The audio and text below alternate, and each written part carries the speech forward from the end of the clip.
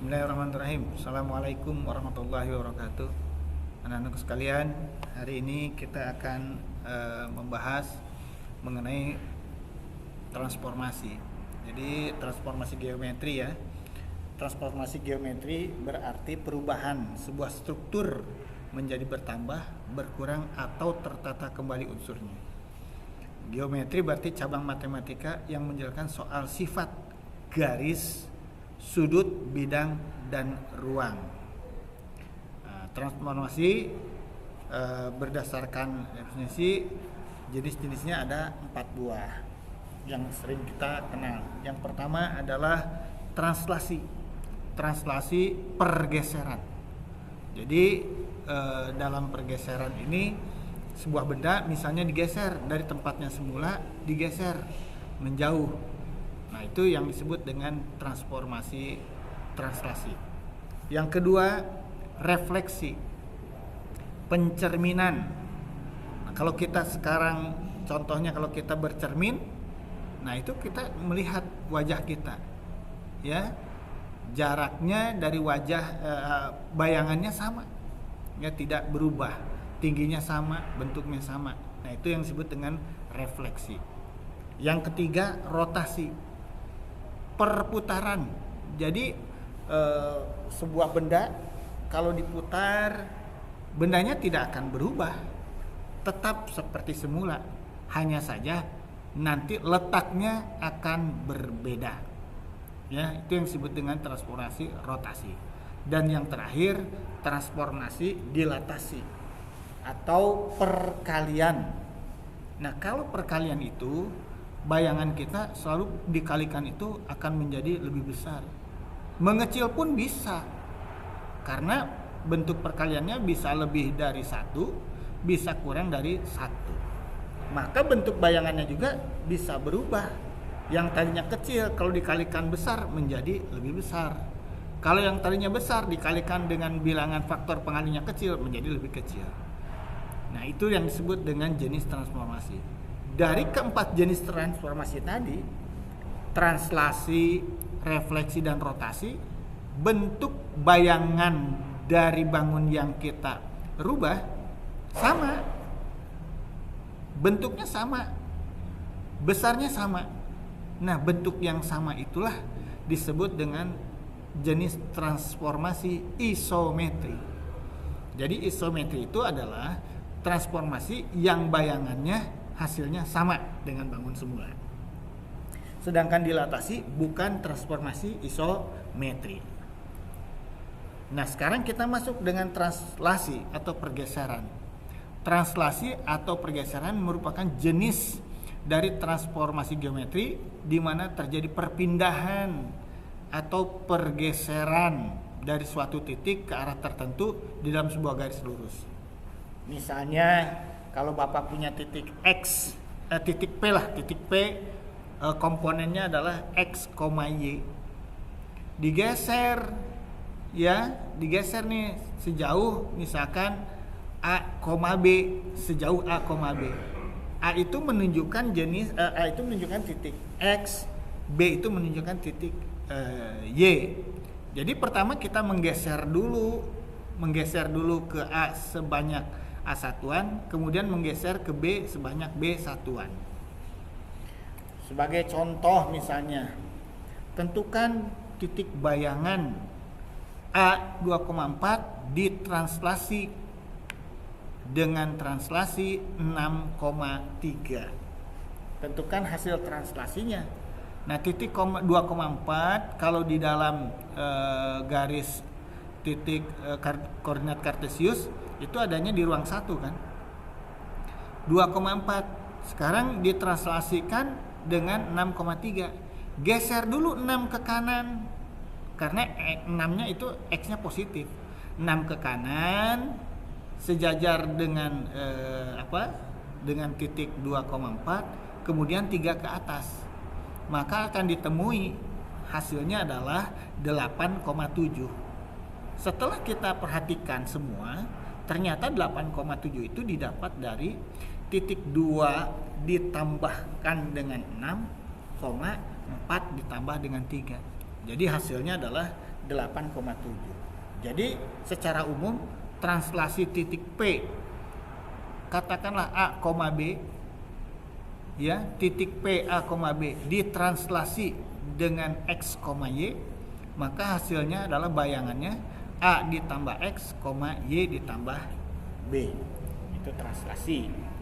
Sekarang rotasi. Rotasi atau perputaran. Rotasi atau perputaran ditentukan oleh pusat dan sudutnya. Jadi ditentukan oleh titik pusat dan sudutnya, juga arah rotasi. Jadi prinsipnya adalah memutar terhadap titik dari titik pusatnya yang memiliki jarak yang sama dengan titik yang diputar. Ada beberapa rumus dari rotasi. Rotasi 90 derajat dengan pusat di A, maka hasilnya adalah min Y plus A plus B, X min A plus B. Atau di dalam bentuk yang lain, rotasi itu bayangannya adalah X aksen Y aksen bisa menggunakan perkalian matriks, yaitu cos alfa min sin alfa cos alfa dikalikan dengan A, B. Nah itu. Jadi dengan cara yang lain, rotasi 180 derajat dengan pusat A, B, maka hasilnya min X min 2A, min Y plus 2B, dan seterusnya.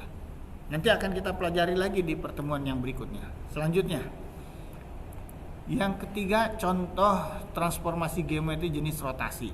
Perhatikan nih. Jadi sebuah titik A 3,2 dirotasi terhadap titik O. O itu ada titik pusat yang itu 0,0 sejauh 90 derajat.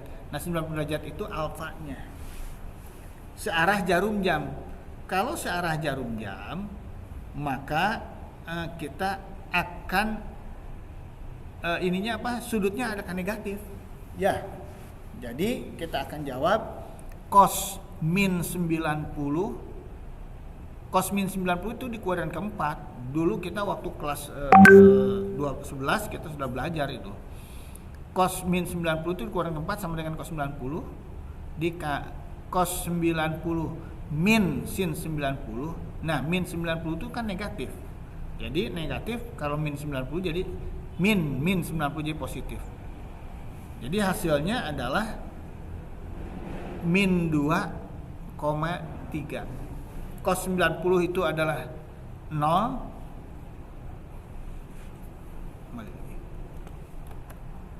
Cos 90 adalah 0.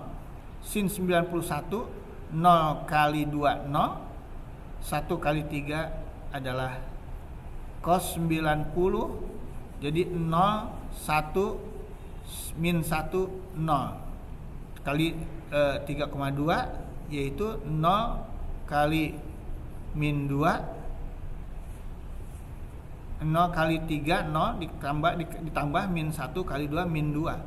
Jadi yang bawahnya min 1 kali 3 1 kali 3 0 kali 2. Jadi hasilnya min 2,3. Nah itu yang disebut dengan transformasi rotasi.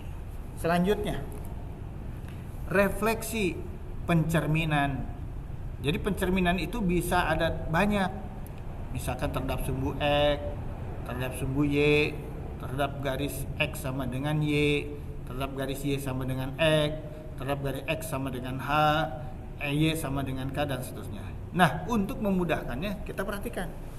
Misalnya refleksi terhadap sumbu X. Ya sudah kita cerminnya adalah sumbu X. Misalnya kita punya titik PX, Y.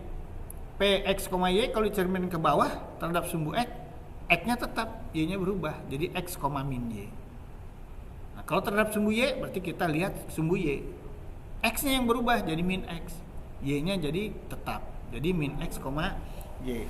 Terhadap garis Y sama dengan X, ya kita tukar, X-nya jadi Y, Y-nya jadi X. Terhadap garis X sama dengan min Y sama dengan min X, ya tinggal tambah negatif nih, min Y, min X. Terhadap garis X sama dengan H, berarti 2H, 2 kali H dikurangi X, Y. Y-nya tetap. Sekarang kalau Y sama dengan K, berarti X yang tetap. X, 2K min Y. Contohnya, sekarang kita lihat. Tentukan koordinat bayangan titik A jika titik 4, min 2 dicerminkan terhadap sumbu X. Ingat, tadi terhadap sumbu X. Berarti X-nya tetap, Y-nya berubah. Yang tadinya 4, min 2 menjadi 4,2. Ya, terhadap sumbu X. Ini mungkin ada salah sedikit ini.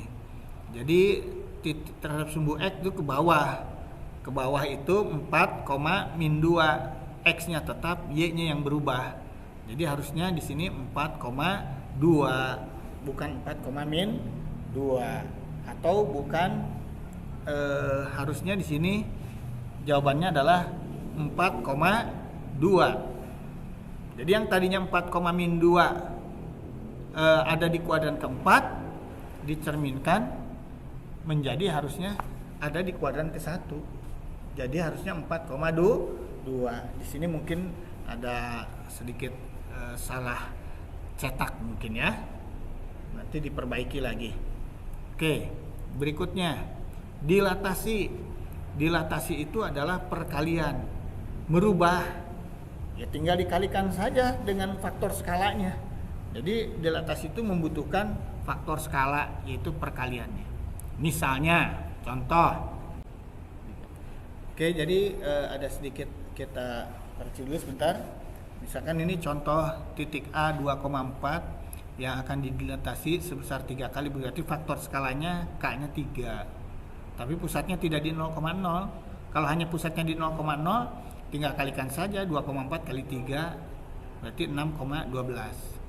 Nah, sedangkan kalau pusatnya selain dari 0,0, maka bentuknya adalah K0, 0K dikali X min A dikali Y min B ditambah dengan A B.